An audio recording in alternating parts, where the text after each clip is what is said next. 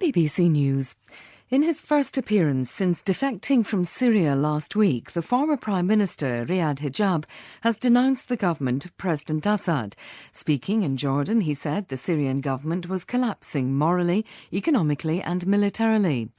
The UN humanitarian chief, Valerie Amos, is meanwhile in Syria to discuss stepping up emergency aid.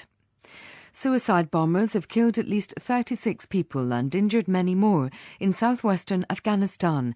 At least 3 suicide bombers detonated their explosives in Zaranj, the capital of Nimruz province.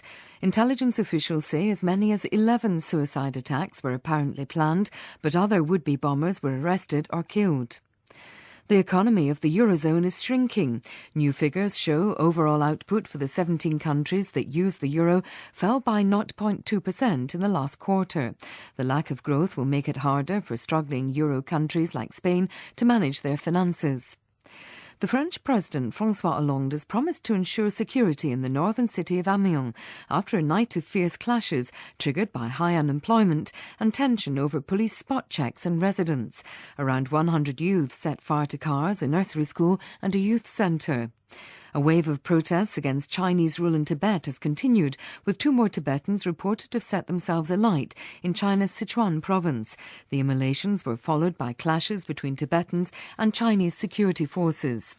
The Malaysian Prime Minister says his government will review legislation seen by some as an attack on free speech. The law makes Malaysians liable for any defamatory content published from their computers.